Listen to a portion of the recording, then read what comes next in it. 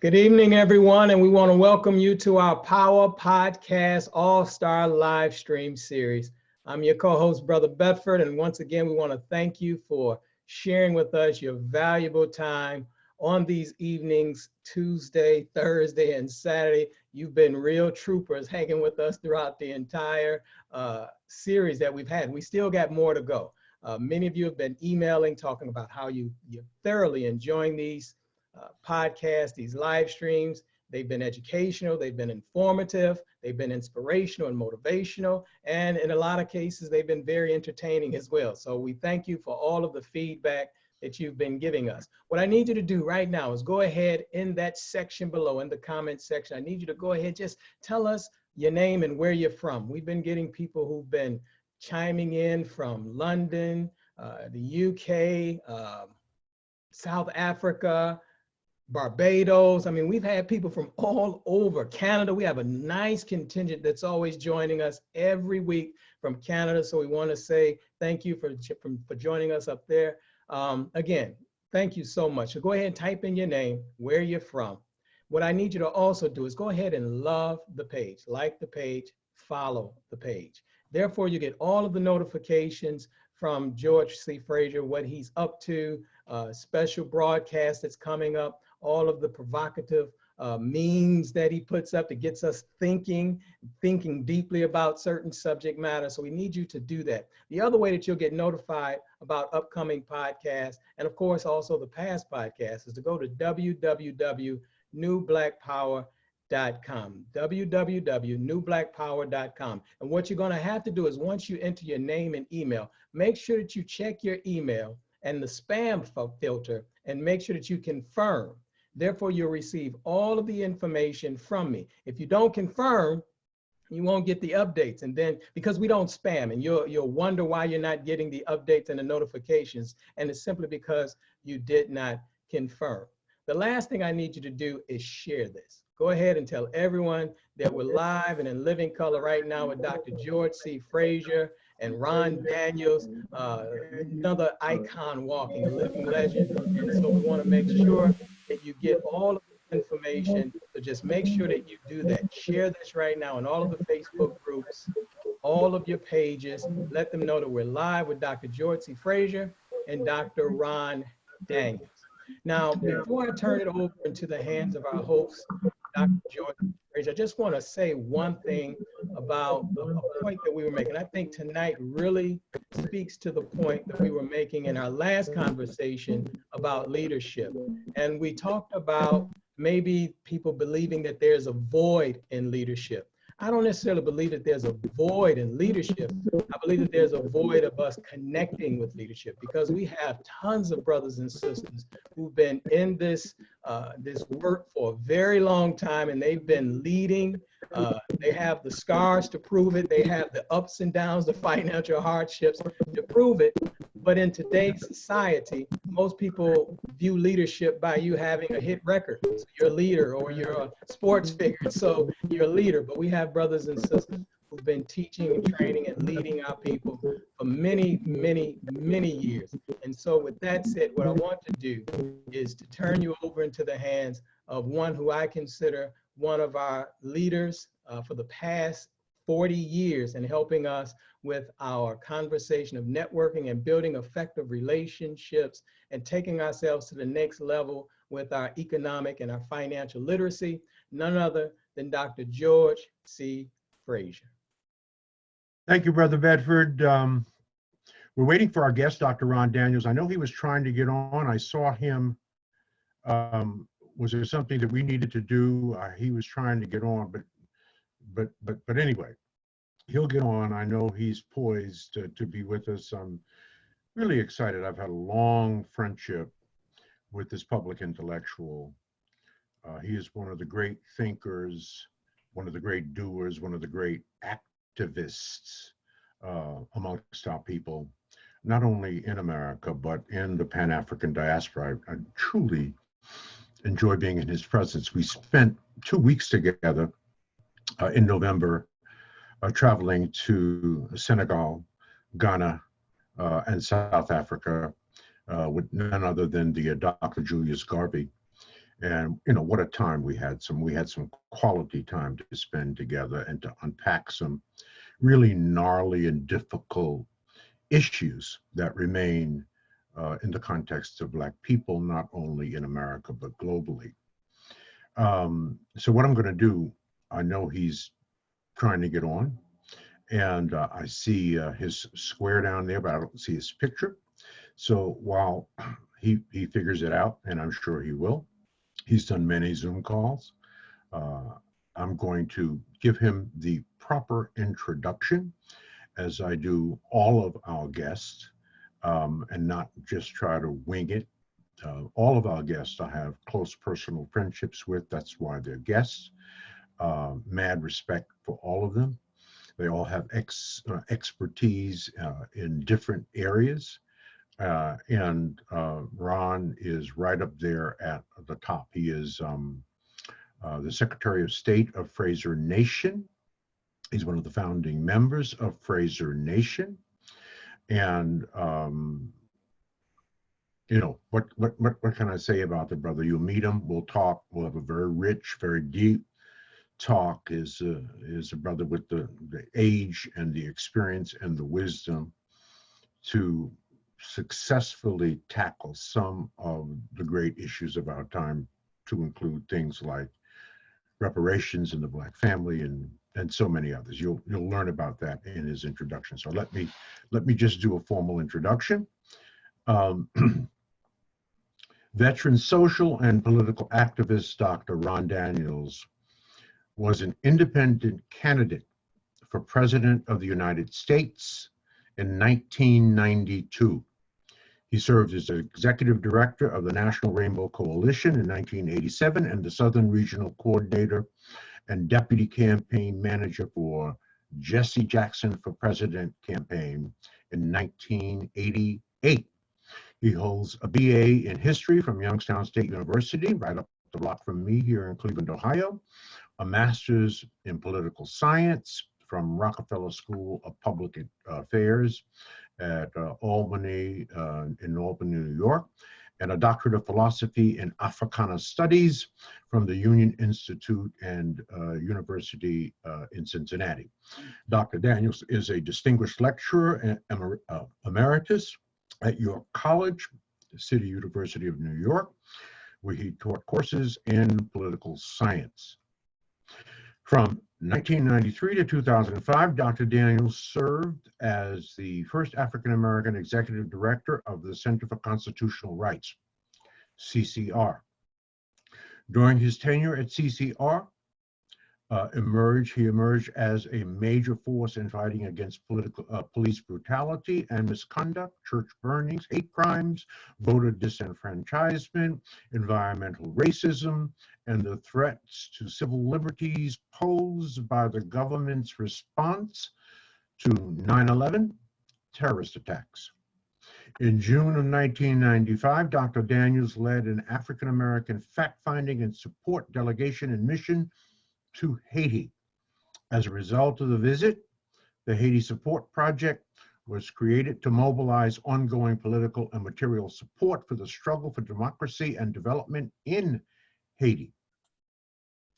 The HSP Project has emerged as the leading African-American organization working to build a constituency for Haiti in the United States. A prolific essayist and commentator, Dr. Daniels' column Vantage Point appears in numerous Black and progressive newspapers and websites nationally. He is also the host of a weekly issue-oriented public affairs talk show on WBAL 99.5 FM on the Pacifica Network in New York, and until recently, he served as an occasional guest host for Make It Plain with Mark Thompson on Sirius XM Radio. He is author of Still on This Journey, The Vision and Mission of Dr. Ron Daniels. This is the book. This is a picture of Dr. Daniels when he was running for the presidency and other pictures. It's a wonderful book of his incredible essays. Dr. Daniels is founder and president of the Institute of the Black World 21st Century, IBW, a progressive, African-centered, action-oriented resource center dedicated to empowering people of African descent and marginalized communities. As the administrator for the National African American Reparations Committee, NAARC, IBW has emerged as a leading organization within the United States and global reparations movement. NAARC has devised a 10-point reparations program and is a staunch supporter of the H.R. 40, the congressional bill that would establish a national commission to study reparations proposals for African Americans. Dr. Daniels serves as the convener of the NAARC. Finally, in 2019, Dr. Daniels was honored to be designated a founding member of Fraser Nation, and under the leadership of myself, and to be appointed our Secretary of State for this emerging virtual nation. That is Dr. Ron Daniels. Here is a little matrix, if you will, little diagram of the Institute of the Black World and the intellectual rigor and thinking that goes into all the things that is the Institute of the Black World. And their theme is cultivating a culture of collaboration to empower and heal Black families and communities. So at the center is Dr. Daniels, who is a progressive, African-centered, action-oriented facilitator and convener and a resource center. He heads that resource center. They are tackling racial justice collaboratives, the Black Family Summit, the Haiti Support Project, the State of the Black World Conferences, Pan-African Unity Dialogue, and some of the special projects and initiatives that he is juggling and currently working on include Police Reform and Accountability Task Force, the Newark Model City and Marshall Plan Initiative in Newark, New Jersey, the national and international symposiums on the future of Africa and the Caribbean, the National African American Reparations Committee, as I mentioned earlier, and finally, the cross-generational dialogue engagement. So as you can see, he has his hands full. Now I see his name up there. You see his name up there, Brother Bedford? Yes. And I don't understand why there is. Dr. Daniels did just message, and he said that he was having difficulty with the camera, but are you there, Dr. Daniels? Is your audio working? Can y'all hear me? Yes. Y'all hear me? We can hear you. Yes, we can hear you. Yes, I apologize. I'm relatively new to the Zoom world, but this is the first time I've had this problem. It's indicating that I need to adjust my camera settings. We do have two Zoom accounts. One is personal, Dr. Ron Daniels, one is IBW. And so I don't have a clue why it is not allowing me to start my camera. It's just simply telling me that cannot start video, fail the video camera, please select another video camera in settings. I only have one camera, so I don't. Is the camera on your laptop, Dr. Daniels, or is it an attached camera? I have an attached camera. No, it's an attached camera. It's on my computer, and it's, I've done a whole bunch of these lately, and it's never ever failed. So I don't. Okay, so this is a camera in addition to the one that is already built into your computer. No, there's no camera built into my desktop. Oh, I see. I have a camera that's attached to it, and I only have one, and that's the one that I'm clicking, and I don't know why it is not.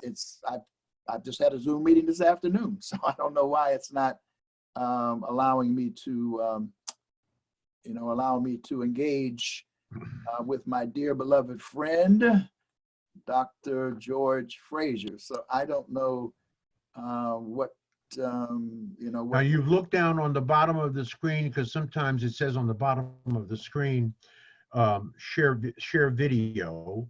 And if there's a line through it, that means it's not. If you hit that button, the Well, no, line, I should be hitting start, excuse me, start, just like I can mute. I'm unmuted now. And then typically what I do is just click this start video. And for some Right. inexplicable reason, it is simply not doing what it has done. And since I'm a Neanderthal by admission, that's being drug into the 21st century, I am at a loss as to what to do. I don't know why it is blocking me. Dr. Daniels, let's try this real quick, and then I guess, George, we can go on with it. But right next to the camera, there should be an arrow. Yep. Did you hit that? And it should unfold, and it should say settings.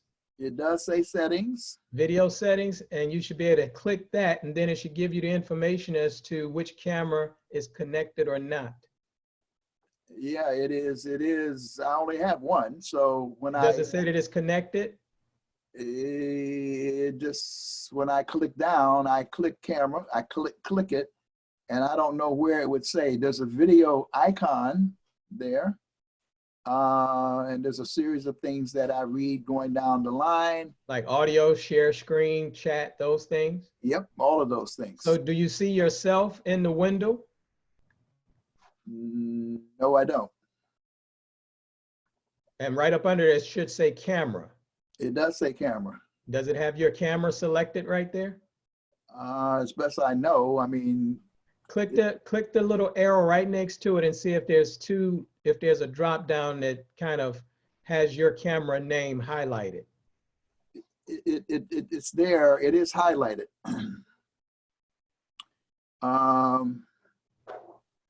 Yeah, it is highlighted. And okay, so then when it says meetings, is there a check in the box that says always show video preview? No, I don't see that language. Wait a minute, there's one that says always show video preload.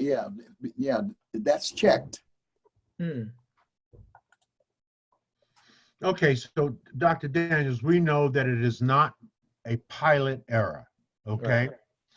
You're flying the plane with everything you have, right? It's a technical error. Right. It's right? And we know that these things are not always perfect.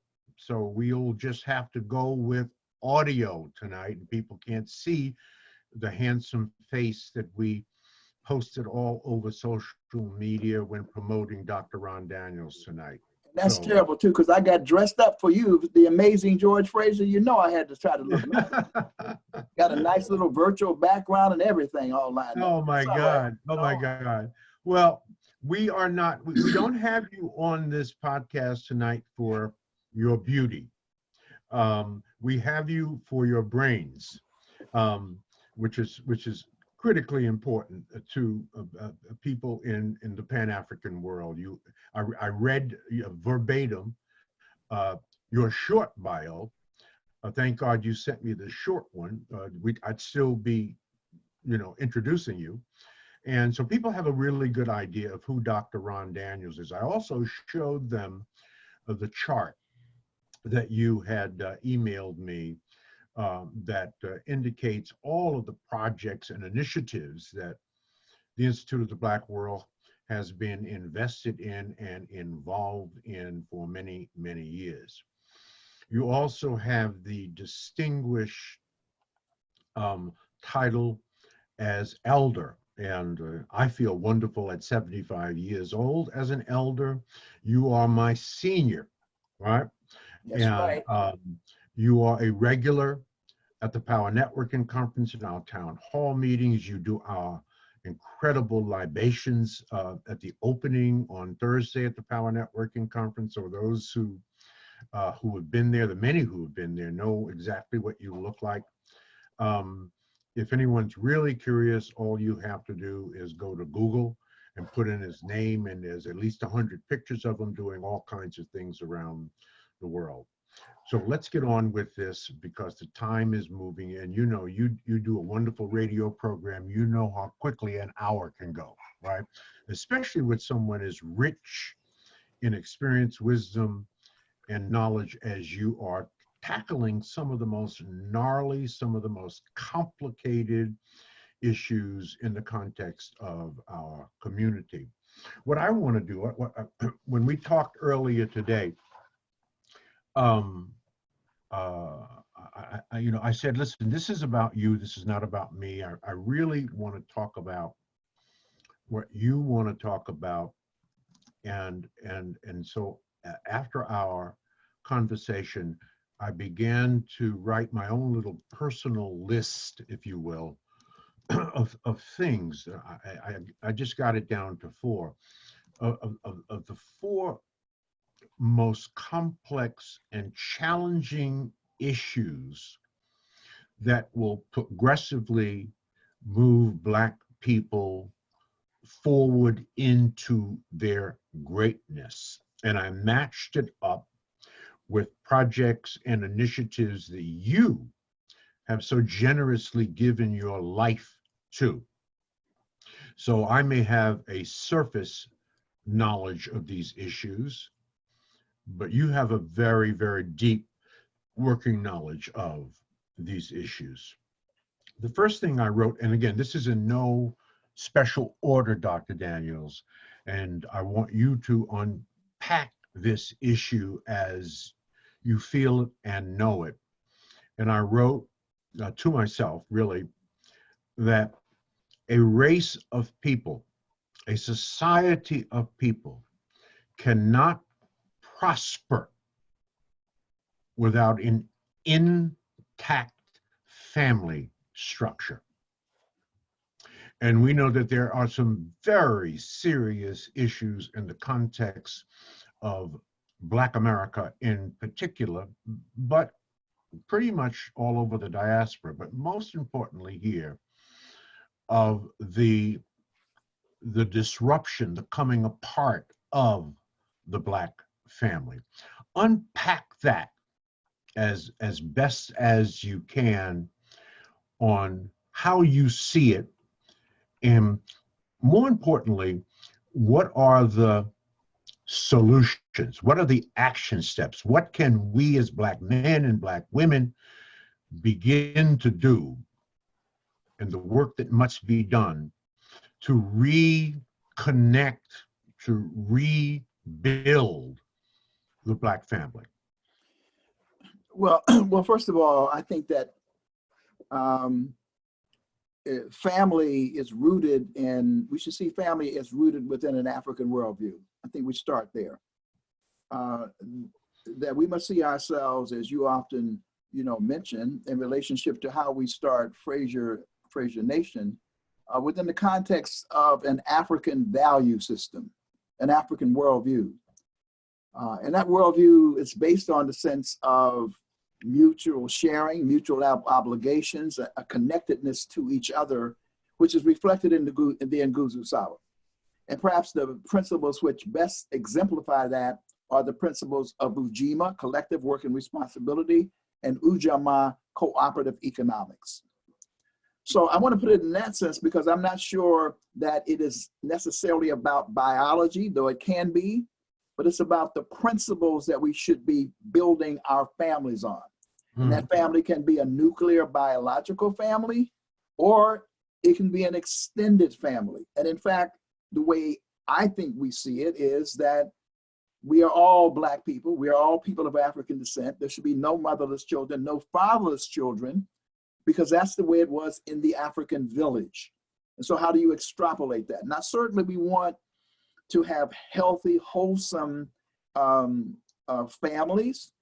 But I think it's important to say that, many of us, if we can have mother, father together, or quite frankly, in this era, we must also talk about people who are same-sex partners, because what's important is the relationship. What's important is the values that connect people. Some of us were raised by single mothers. Others were raised by single fathers. And so in that context, the question becomes, if there's a single father, if there's a single mother, if there's a same-sex couple who are married, then how do we connect with them? How do we see to it that they have the support within the village that is required to make sure that we sustain ourselves as a healthy, wholesome people? And in that regard, it seems to me that the constant internalization of these values of who we are and what our obligations are to each other is critically important. So we go back to, if I go back to August Wilson's Hill District, which is one of the places I was raised in, and many of us have these stories, or on Park Avenue, because in my book I talk about a tale of two cities being essentially raised in two steel communities, Pittsburgh, Pennsylvania, the Hill District, and Youngstown, Ohio. You all know that's a steel town. But in both of those places, I mean, people on the block, I mean, they were broken, quote unquote, in the narrow sense. They were broken families on the block at 6 Shipton Street. But what was not broken was a sense of mutual obligation to those children. I mean, the person next door might have been running numbers. The one on the other side, might have been, doing moonshine or doing some, those kind of things. Unemployed, folks were but one of the things that we all had in common was we looked after each other on that block. The bill collector came around, nobody knew nothing, you know what I mean, in terms of, because we had a sense of mutual obligation and responsibility. Beyond that, in that same, if I look at the Hill District, for example, in addition to that, there were supportive institutions. There were community centers. There were churches in the community. And when you went to school, you found teachers who had a primary commitment to raising us collectively as children. So those values were there. So even though it was rough, even though it was tough, even though it was difficult, I remember I talk about Hill City, a community center that was there to just rescue what today we would call at-risk young people, because there was unemployment, there was underemployment, there was poverty, right? But what there was not a paucity of was love, frankly.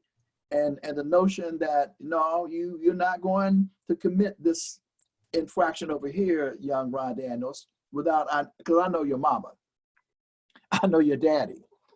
And before you get home, the word will be there that you have committed an infraction, because we are going to look after you. Now, if you look at our communities today, we don't really have that. I mean, you're lucky if you know your next door neighbor in many instances. We've lost that sense of commitment to each other, and we need to restore that. We may not be able to do it in exactly the same way, but it's the values that underlie that. I'll give you one illustration. I wrote something about this one time. So that if you were about to embark on a trip somewhere back in the day, typically what would happen is your mother or your father would call the place where you were going to make sure that you were going where you said you were going to be going. And that was somebody you knew. And so we checked on each other. And there was a sense of safety and security because you knew the person where you were going, right? Well, today, it's, you just go out there. You know what I mean? There is no, and so I wrote a thing called parental networking. Parental networking, right? Mm-hmm. Because the other thing that begins to happen very often is people get into what different children are wearing, the whole issue around peer pressure and so forth. Well, if parents are networked and they're on the same page about whether you're gonna get a $160 pair of shoes or not, and whether that's a reasonable kind of proposition, then there is no peer pressure because everybody's on the same page. But equally important in terms of security, I know where you are. You are supposed to be where you said you are. And if you don't show up where you're supposed to be, I'm getting a call from somebody saying, George and Emily and Emma are not here yet. You see what I'm saying? Yes. And we can do that, even if we're not, we can do that through what I call parental networking, having a sense of mutual obligation to our children and so forth. And of course, finally, and I guess, to just undergird it, it is important that we do it from an African-centered framework with a sense of Black consciousness, that we are an African people, we are Black people. And that does not mean just in terms of our skin color, it means a commitment to a set of values and a set of principles. Let me ask a question. Would or should we redefine the nuclear Black family? Would that be helpful? I don't know how we mitigate or significantly reduce, Doc, the out of wedlock, the enormously high out of wedlock birth rate in Black America. I mean, it's high in white America too, higher than it's ever been, but it's the highest among us. How do we, and what has happened that now has actually become the norm? That's the norm. Out of wedlock birth rates are the norm. It is not some aberration. I remember when we were kids, Ron, you know this. If someone on our block, in our community, had a baby out of wedlock, oh no, that was hush hush. They were sent down south, right? It was. I don't know if you remember that, but I remember. No. There's a lot of stigma was associated with that. Right? Yes, right. Yes, but there is no stigma associated with that at all. Is it because the lack of, let's call it, quality choices that our sisters have, but the urge and the DNA calling to have a child and want a child and but cannot find the right partner because of all the things we know that is occurring with Black men? So would it be helpful to redefine what we call the nuclear Black family? That's one. Well, answer that. Yeah. First of all, I think we have to now say that there are different ways in which you can configure family. It could be the nuclear family. That's the nuclear family as husband and wife, husband and wife, or and a couple of kids. And the children, and then of course the extended family of aunts and uncles and so forth and so on. That is the sort of the traditional model. But today we have to frankly add to that same-sex families. We have to. I mean, that's just a reality of where we are.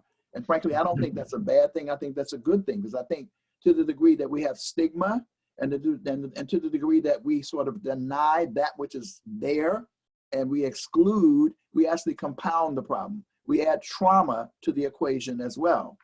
But I think we also have to say that a mother that is raising a child or children, as my mother had to do for a big period of time, that's a legitimate family. As is a father raising a child. That's a legitimate family. The question is, how do we support that family? First of all, if we take the stigma away, that's the first thing. It's not you're not bad because you're a single mom. You're going to take that out of the equation.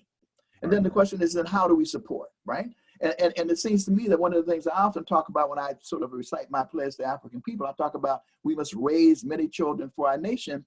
I point out that means that, therefore, if I am a man in the community, and there's a sense for a need for a male child to have a father figure, then I can extend myself to be a father figure to those male children.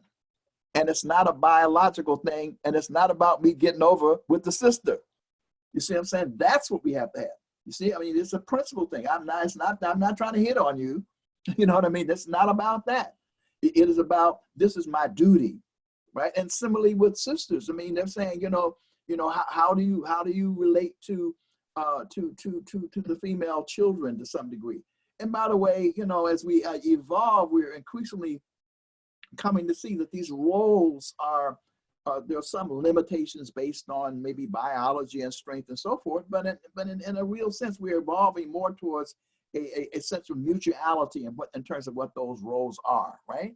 And so So that becomes one of the most important things, it seems to me. Now, as it relates to the issue of out of wedlock, therefore, yeah, I think I would still prefer to continue to encourage people to get married. And from my faith tradition, I would prefer that they do that within the context of the sacred blessing of that marriage. Mm-hmm. That's my own preference. But I don't want to impose my preference, because that is not the only way that it could be done, right? Right. Because at the end of the day, there's a reason why there was this phrase, what was it called? If you stay with somebody, it was called, what was it called? I forget now, a natural, I forget the term that they used to be recognized. If you stayed with somebody for 7 years or something like that, it was called, it was almost called Common like law. Common law. common law marriage, right? Yeah. Yeah. So what did Do that we have a mean? picture of Ron Daniels we could put there, Brother Bedford? Is that, you know how to do that? That would be difficult at this moment. Okay. The reason why that I say that is because at the end of the day, it is the relationship which matters. The relationship that matters. You may have a biological child, which is, you're the biological father, but if you don't have a relationship, then, I mean, it's just in name only. In my own upbringing, I had a stepfather. His name was Eddie, you know, and, you know, he was, and this was, he and my mother were never married. But they stayed together. They had a relationship. It was a meaningful relationship. And I looked up to him as my, really not even my stepfather. The relationship was up. I looked up to him as my father because he related to me in that way, taught me stuff, you know, and he would come and he was an itinerant guy. He'd be gone a week, come back, and he'd come in and, you know, he'd do a little tap dance for us and kick up his heel. And man, we were so happy because he was relating to us. That relationship made him father. You know, it had nothing to do with biology. Mm-hmm. And so I think we have to be, and I don't want to say liberal, but I think we have to extend the principles to say that it is far better to embrace that person who had the child out of wedlock, not to stigmatize, but to embrace, right? Now, let me say something further about that. The other thing that we've actually lost is the art and science of parenting.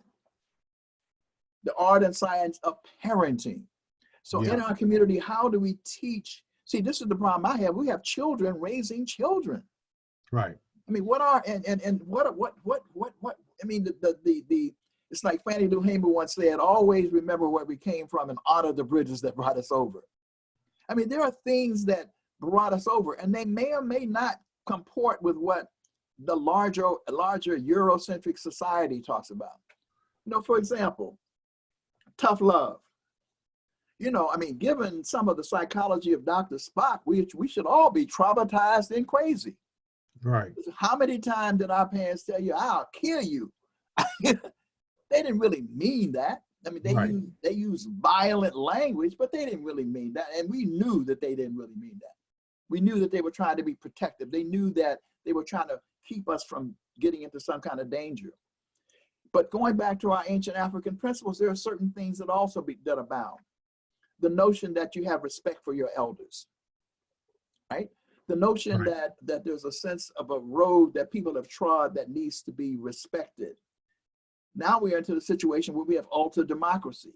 You know, everybody has the same rights as the parents have. And so you have to be, you're being guided by them as opposed to giving them guidance. Now, there is a body of psychology that says that people like discipline. Children like to know what is right, what is wrong.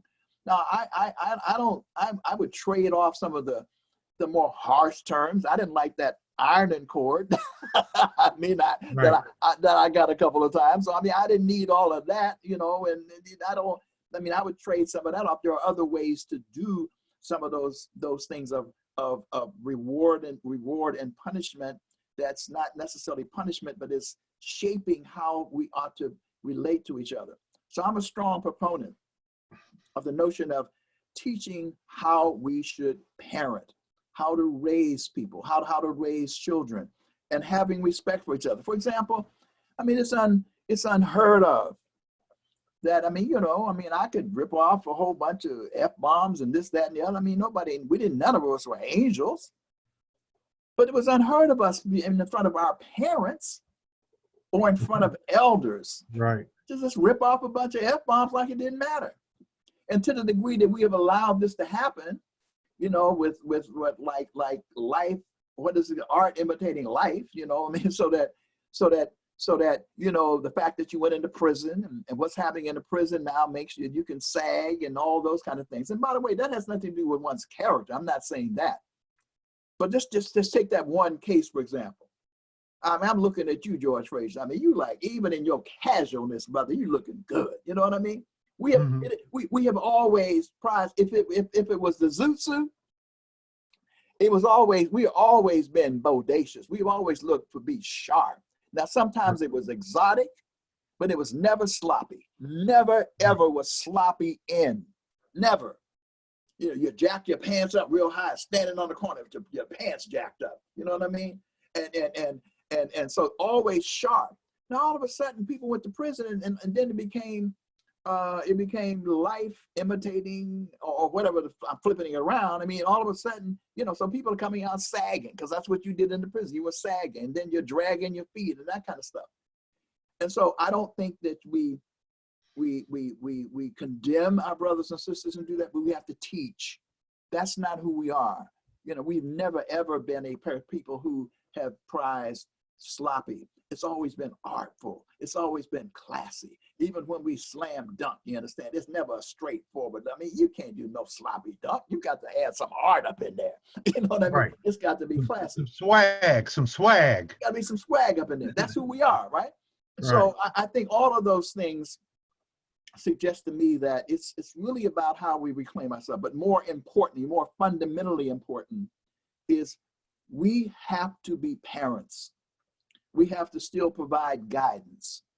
And, it is good if you set the example and you don't curse around the young people. But, back in our day, it was don't do as I do as I say do. Now, that may have not have been democratic and all of that, but we didn't say my mother never said it was a democracy. You know what I mean? I came home from school one day and I'm showing off my little knowledge.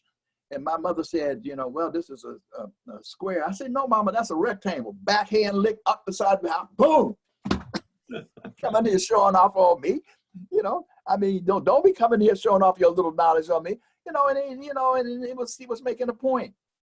She was making a point. And then, we were allowed to tune in on the conversations. We overheard what the old folks were saying or what the people were saying, but we knew it was not our place to be involved in those conversations. And so Right. I think going back and looking at, and that's what the Nguzo Saba is, by the way, in some ways. What Karinga brilliantly put together, the Nguzo Saba, based on Kauai, the principles of doctrine, the doctrine of tradition and reason. That is to say, this is how we did it traditionally. How would we update that now in terms of real life, rationally? And so this whole notion, that's why, by the way, Quad David Whitaker is one of the leading people in doing what? Rites of passage. What does rites of passage do? It teaches you how to be a woman or a man in a African sense. All right?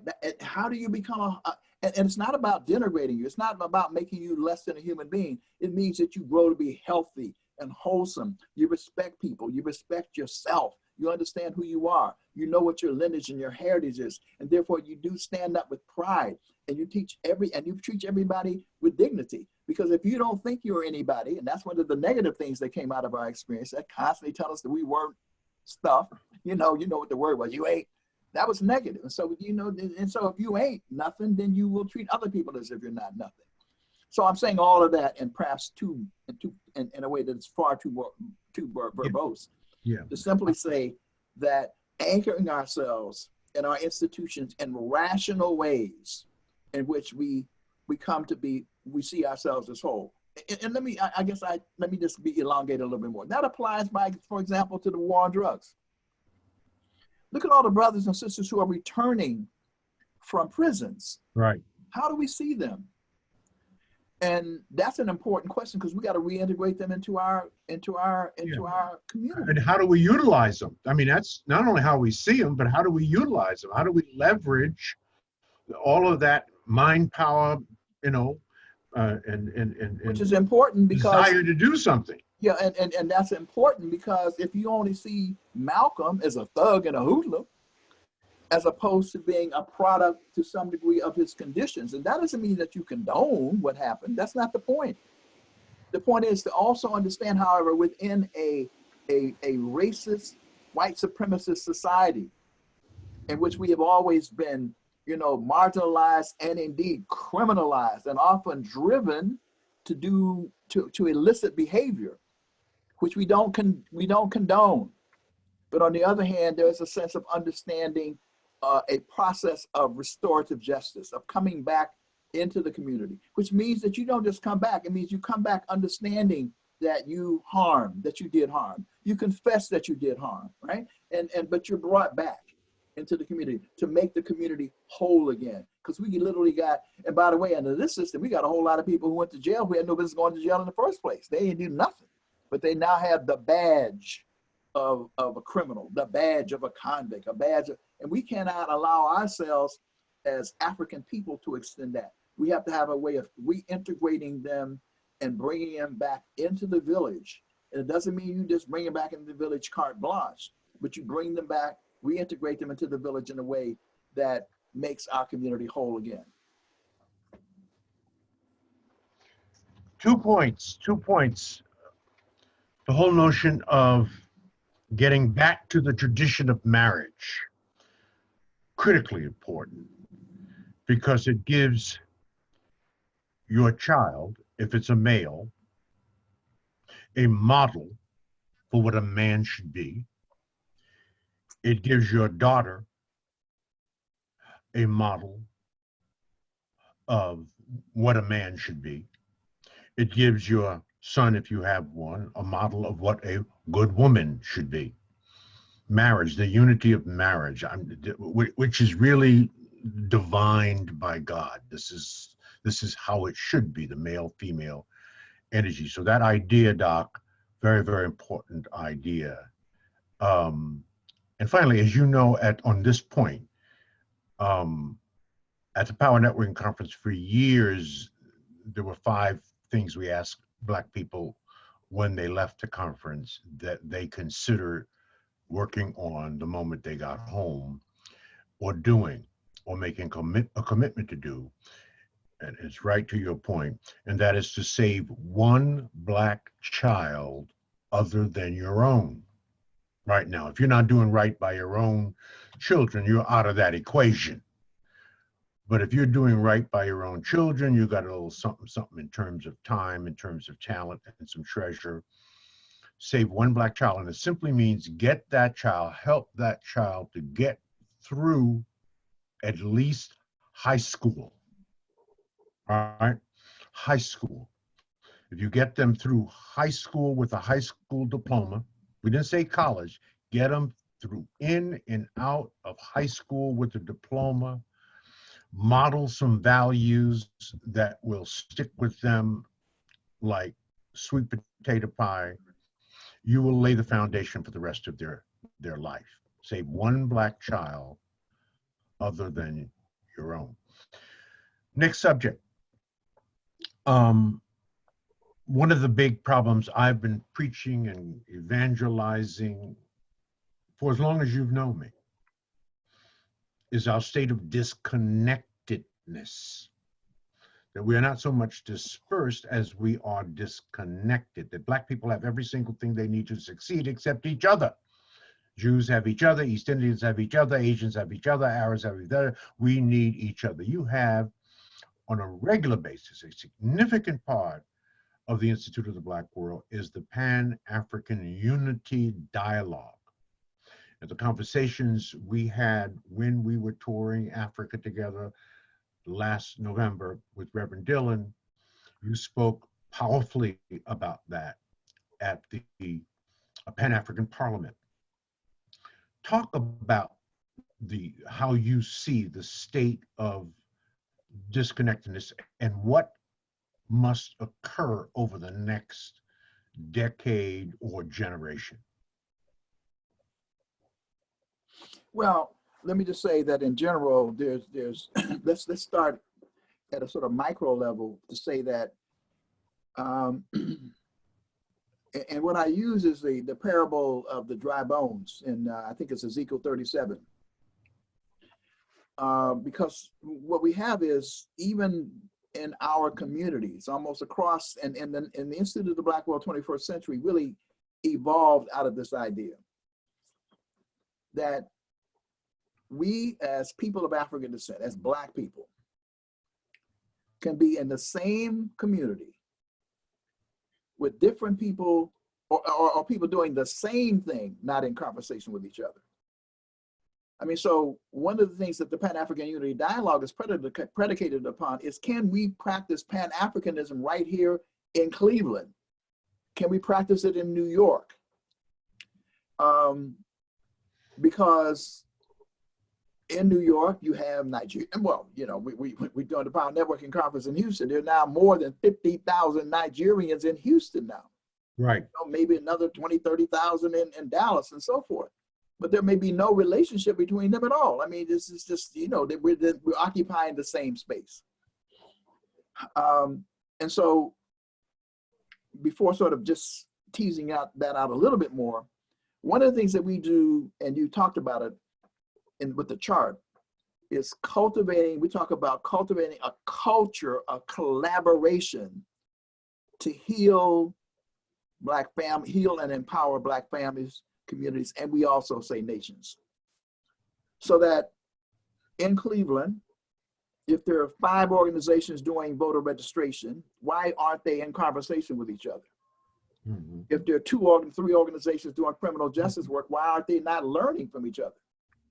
Because what that might suggest is some ability to do specialization, division of labor, complementary relationships, so we maximize the potential of our community. What we tend to do is everybody is doing everything if they're doing anything, because some people ain't doing nothing. Some people are just existing, and we need to activate them. So when we look at the different things that we're doing, whether it is the Pan-African Unity Dialogue, whether we have these drug policy and criminal justice reform collaboratives, Pittsburgh, Philadelphia, Washington, D.C., where people afflicted by the war on drugs, everybody's fighting criminal justice and doing police revenge, and people ain't even talking to each other. So what we do is say, no, can we at least meet 4 times a year? I mean, do you think that might be valuable? Do you think that knowledge is power and sharing it might have some benefit? Because you better bet that those of whom we are up against, they may not even like each other, but they are plotting and planning our future and what is going to happen to us while we're just moving, we're just struggling instead of struggling intelligently. And so we've done that. We put these structures together, like the Black Family Summit, the Black social workers, and the psychiatrists, the psychologists, the administrators in Black child welfare. You know, and by the way, the principle is nobody surrenders sovereignty, nobody surrenders anything. It's just a way of collectivizing our talent and in the pool of information in a way that allows us to maximize it. And so that's who we are. That's what we do. And you do it with Fraser Nation. And by the way, I want you to talk about that, Doc. I want you to talk about your thoughts as a founding member of the nation. 18 women, 18 men founded this nation. You were the Secretary of State, and you're an elder, part of our panel of elders.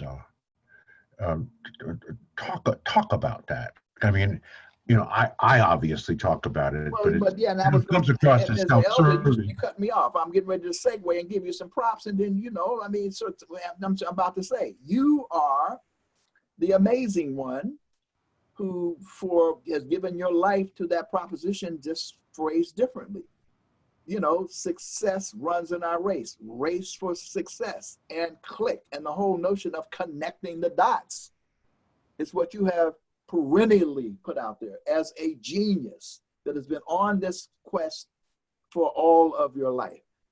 And so the idea here is, you know, with Fraser Nation, which is to say, all right, so we're going to connect the dots. We've been connecting the dots inside of the United States of America, and trying to figure out a way to create wealth, and to create wealth that can be passed on intergenerationally, and to be the #1 employers of Black people in our lifetime. I mean, we've been on that quest. The question is, how can we do that if we're fractured? If in fact God has given us the richest continent on the face of the earth, as Du Bois has articulated it, I mean, Africa has everything. So we need to be connected to the motherland, because as Garvey said, you know, Europe for the Europeans, Asia for the Asians, Africa for the Africans at home and abroad.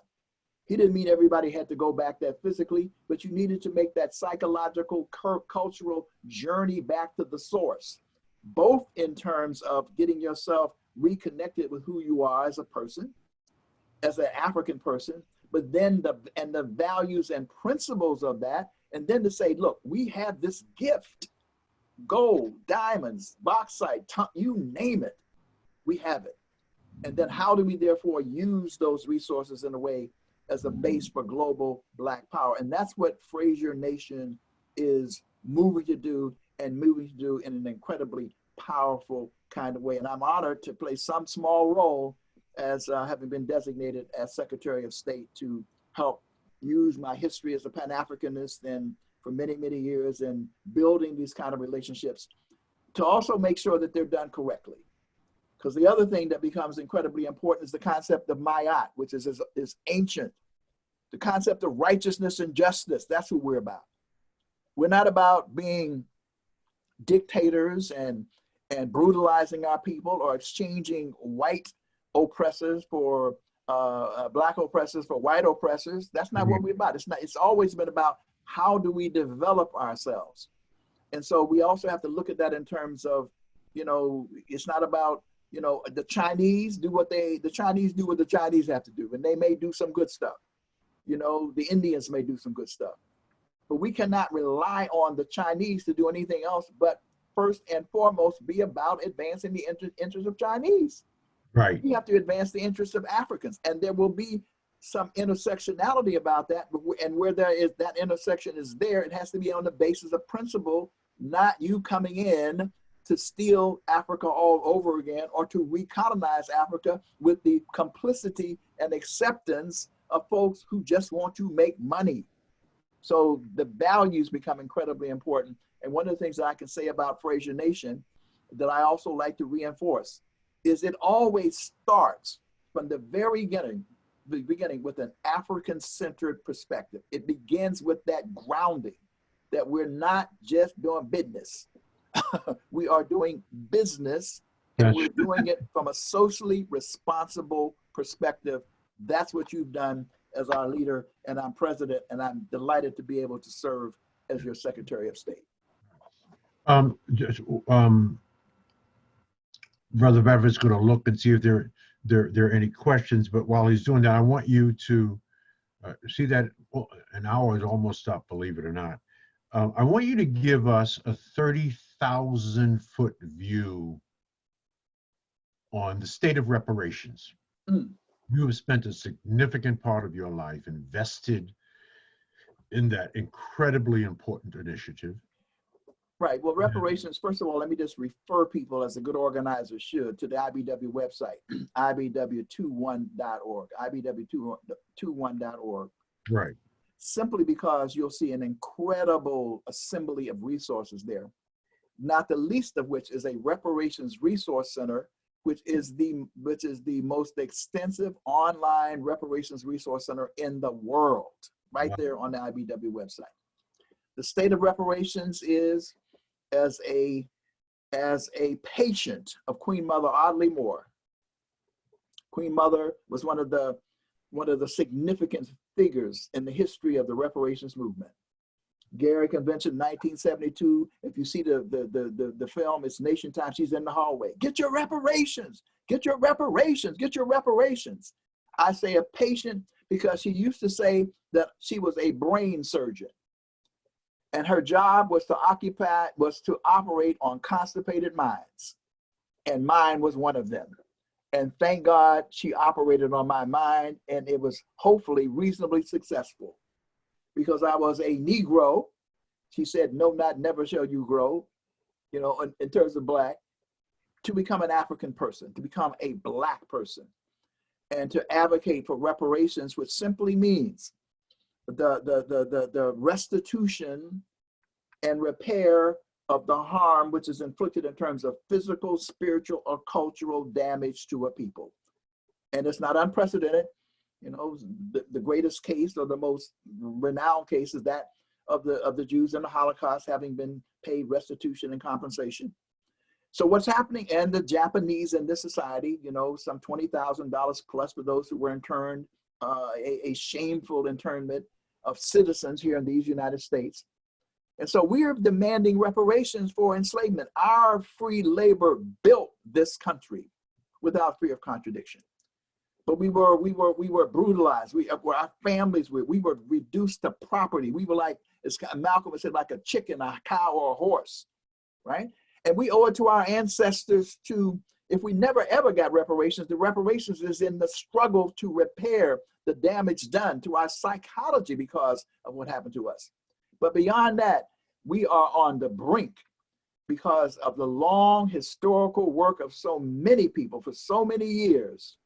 HR 40, the bill that would create a commission, not to study whether reparations are due, but to study reparations proposals for African Americans. That is to say, how it will be done, is on the brink of being passed in the House of Representatives. And when we have an orange crush that takes place in the upcoming election, and, you know, I believe in magic too. Mystically and magically, the orange man disappears, and the Senate of the United States is now in the right hands. That bill will pass. It now has 120 sponsors in the House of Representatives, more than ever before. Up to 150 is in sight, and it's going to be introduced. It will be passed the House of Representatives. Nancy Pelosi is in support of it. Chuck Schumer's in support of it. There's been a companion bill introduced in the Senate of the United States of America by Cory Booker, has 11 sponsors. It ain't just Black people. It's progressive whites, it's Latinos, it's Asians.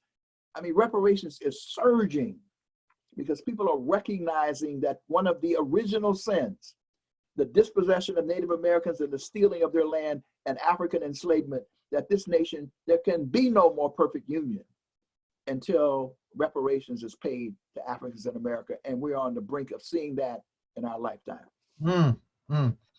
Brother Bedford, did you have a question, or was there some burning questions we needed to cover? We're down to the last. Well, yeah, first I just want to say thank you, Dr. Daniels, for being with us, and you really touched on a whole bunch of things. I mean, you literally just went across the surface of probably 10 different questions that we could possibly ask you to further unpack. But what I'll do, again, I think we definitely need to have you back at another time. But Linda Clemens did want you to expound a little bit more on your thoughts on how Blacks can respond to how they're being treated by the Chinese during this COVID-19 situation, since that has been a bubbling topic since the outbreak, is how we have been treated by the Chinese in Africa and actually in China in certain places. She would like for you to expound on that. And then just another question that I would probably ask you to kind of add to that, and probably as a precursor, is to explain what is Pan-Africanism. I think there's a language barrier with a lot of the youth that we're trying to reach. Some of these terms they've never heard before.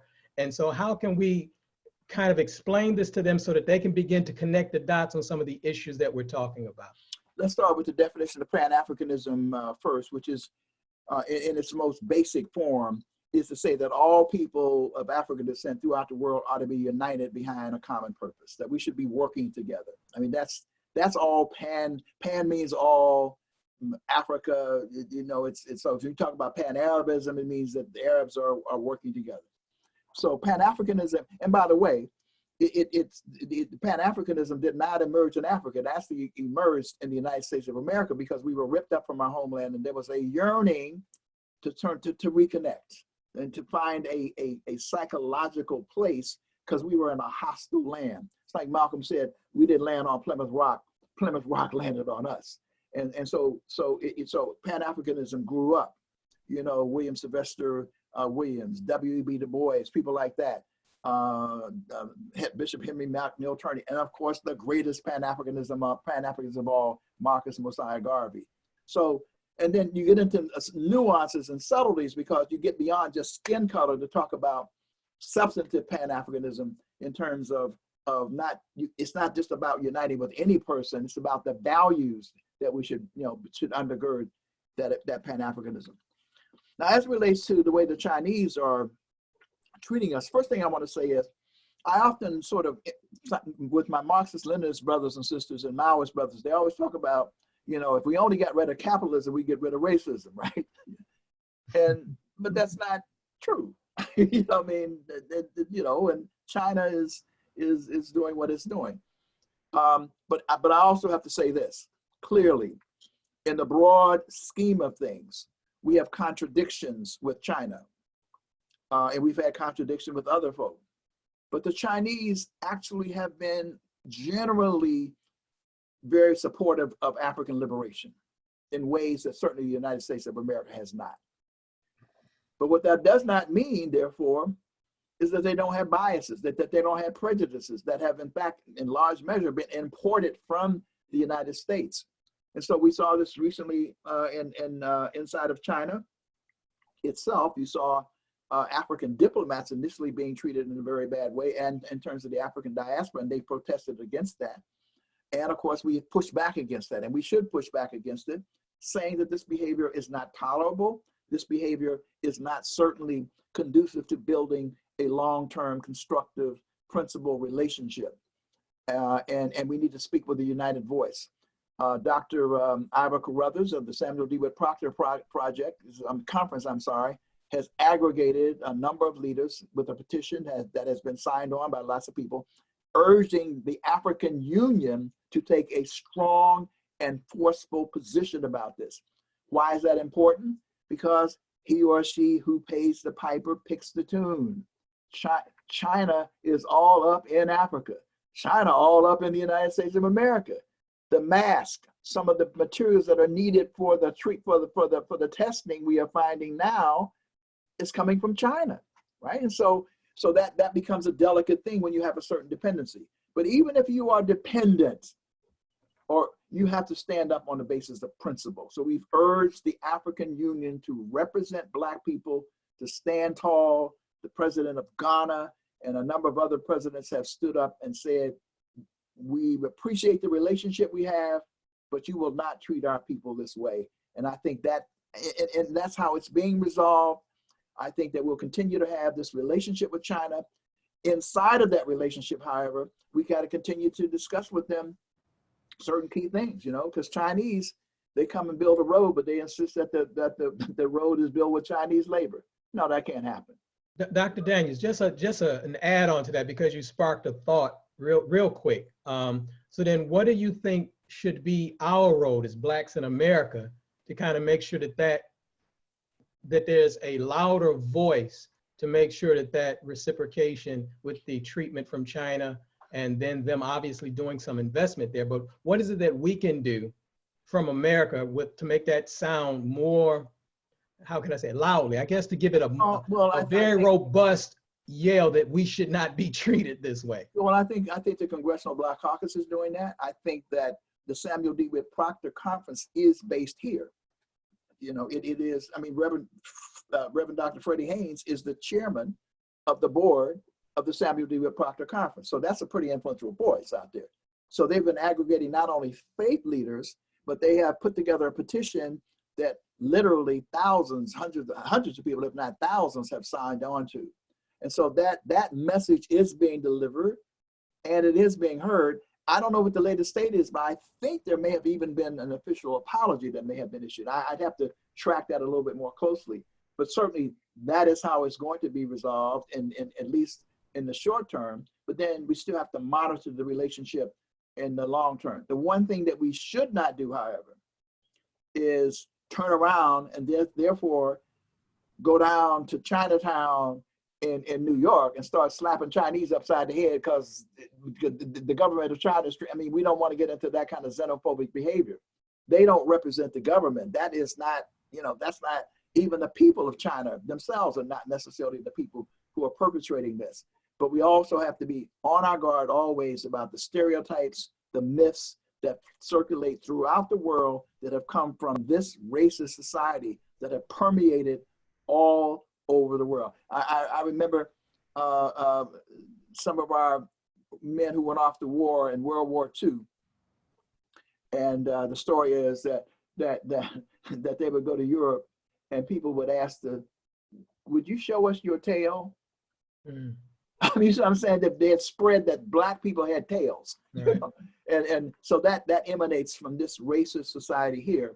So I think our voices are being amplified. They are being heard. And, I mean, at Fraser Nation, we can also take a further position on it as well. But I think also equally important is building sound economic relationships with China so that we're not giving the continent away. That if you want the resources, you need the resources. First of all, we got leverage. You need the resources. And if you want these resources, then it has to be on our terms, not on your terms, on what our president calls interdependency, not dependency. And also some principles that make sure that we benefit. And it certainly should not be the case that your labor is coming and while we have unemployment. And also, by the way, if you're gonna hang out over here and you decide that you're gonna, you cannot also come and, father children and then leave them and not own them. Mm. You can't do that either. And then the other thing, by the way, and this gets back to it, in our societies, therefore, we cannot also stigmatize those children if they're left behind. We still have to embrace them. So on the African continent, that's becoming a problem because there's still certain levels of tradition that say, well, wait a minute, it's like they're out of wedlock. It's out of the race thing that happened and you with the Chinese. And then the children are punished and they should not be. So that's another kind of thing. But we should be demanding of China, look, your workers, you have an obligation to support these families, these children that you have birthed. You have an obligation as human beings, human being to human being, to make sure that they are supported. Awesome. Dr. Daniels, you are the intellectual think tank for our nation. The Institute of the Black World is the intellectual think tank for Fraser Nation. How can people connect with the Institute of the Black World? What do you have on the agenda that you need for us to support? And give us your website again. Well, yeah, our website is ibw21.org. And again, ibw21.org. You can connect with us at info@ibw21.org, info@ibw21.org. And yeah, I'm still old school. I think some people still like to call. So you can also, we have a phone number if you want to reach out and touch us. You can call 718-429-1415. 718-429-1415. And you'll get an answer machine, but we'll get back to you at some point because we're a very small organization that largely functions on uncompensated labor in many respects. Now, what we're working on, the State of the Black World Conference, you've been at every State of the Black World Conference that we've ever held. We do them every 4 years after the election, a presidential election, to assess the impact of the presidential election on Black America and the Pan-African world. Now we're assessing the impact of the presidential election the most consequential election in our lifetime, barring none. I know we say that every 4 years, but this really is. I mean, Right? This there's no really question is. about that. This Absolutely no really question is. about it. And we Right. have to also assess the impact of the coronavirus pandemic. Now, given the state of where we are, it looks like instead of November after the election having the full conference, we're going to defer it or reschedule it until April of 2021. But we will have the town hall meeting, a virtual town hall, or it may be in person. We got to wait and see. But if all else fails, we will assess the impact of the election. And the Honorable Raj J. Baraka, Mayor of Newark, New Jersey, is hosting us. We've been focusing on Newark deliberately because he is arguably one of the most progressive, one of the 2 or 3 most progressive mayors in Black America today. So that's what we're working on. And of course, we're also working very strongly on something. We have an initiative called the Coronavirus Emergency Response Initiative, in which our Black Family Summit, which consists of healing organizations, some of which I've enumerated, we're establishing, piloting in New York, a listening line. It's called the Community Cares Listening Line. And it's for our first responders and essential workers. Because over and over again, I saw some data somewhere today, I'm telling you what city it was. 2/3 of the first responders were Black people, either from the Caribbean, from Africa, or African. 2/3 on the front lines, at risk, because they're interfacing with these patients and whatnot.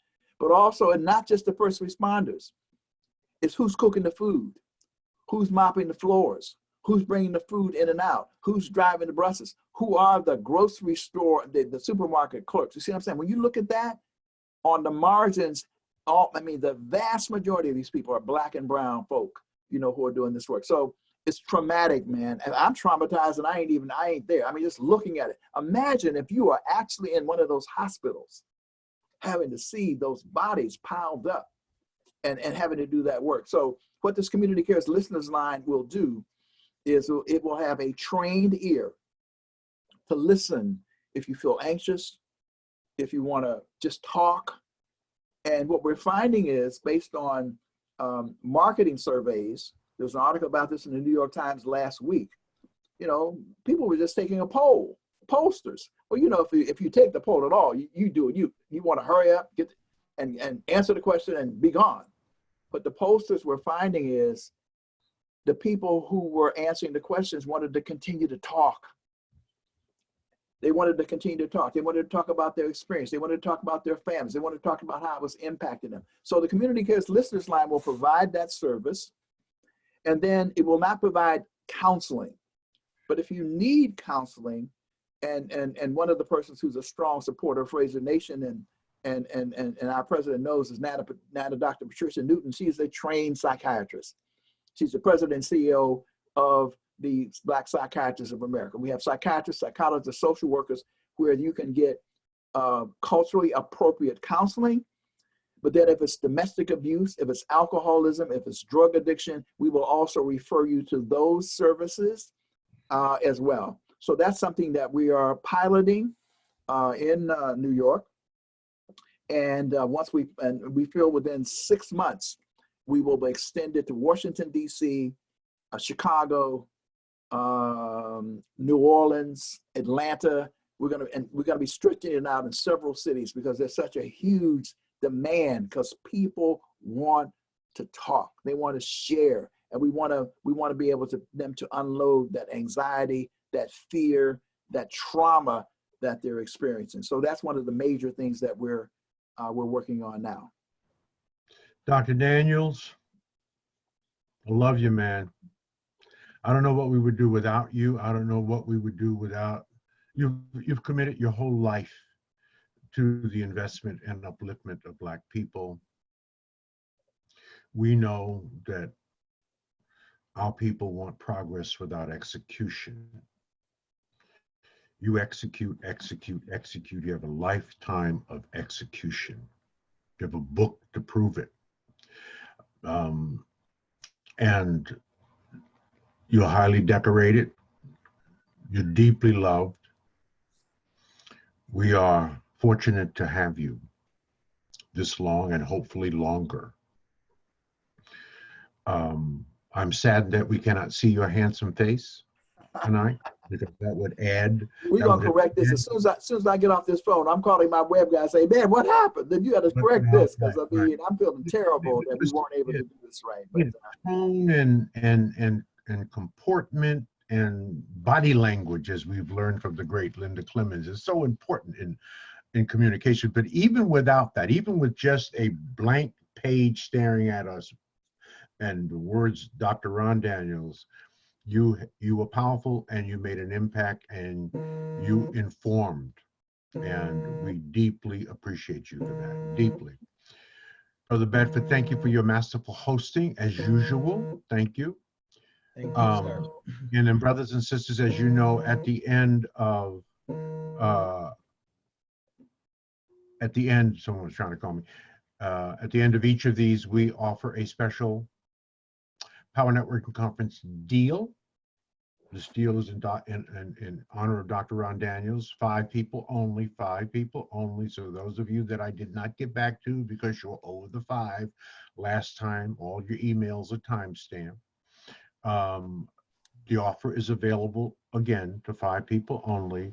It's for the Power Networking Conference, October 14th through the 17th in Houston, Texas. That's where we'll be. At the beautiful Hilton of Americas. That's where we'll be, with the baddest menu of brilliant minds that look like you and I. All right, we come in all shades, skin tones, and hair textures. Don't get it twisted, right? Dr. Daniels will be back with us again. Dr. Julius Garvey will be with us. I think I mentioned that to you. We will be giving him the first International Marcus Mosiah Garvey Award. It's a special award, and it will be given to him, the son, not the grandson. Someone made a mistake and said that the last time we did this, but the son of Marcus Garvey. Brother Bedford, who's up on Thursday? Did you mention that? Trevor Otts is up this Thursday. Oh, the Trevor Otts. Trevor Otts is up this Thursday. The internet social media tech guru of the world, right? And had he been with us tonight, he probably could have solved Dr. Daniels' problem, right? Quickly. He got it like that, right? So anyway, so the offer for the conference, as you know, an adult registration is $1,500. We want you to bring a student 17 to 25. So that's an $800 registration fee for a student. We put the two together for you. One student, one adult. We take $1,900 off. We make that package available to you for $399. It costs us more than that to feed you at the Power Networking Conference, where you can meet up close and personal Dr. Ron Daniels, right? He is a legend in his own time. He really is. You want to meet him and you want to get his autograph. He's going to do a book signing. Here's his book, this beautiful book. He's going to do a book signing, and he'll sign the book for you. So $399, just email me at gfraser@frasernet.com, gfraser@frasernet.com, F-R-A-S is in Sam, E-R, @frasernet.com. Say I'm in the subject matter, put your full name and your cell number in the body of the email. The first 5 get that special offer. That's our story tonight. We're sticking to it. We gave Dr. Ron Daniels, in spite of the fact that we did not have a picture, a living, live picture of this beautiful servant leader. We're going to have him back. It's just not enough time. He's got over 1 million published words. So, again, Dr. Daniels, thank you. We love you, man. We'll figure it out the next time. I just want to leave with these closing words, brothers and sisters. You were born looking like your parents. You will die looking like your choices. Choose wisely. Good night. Good night, Doc. Good night.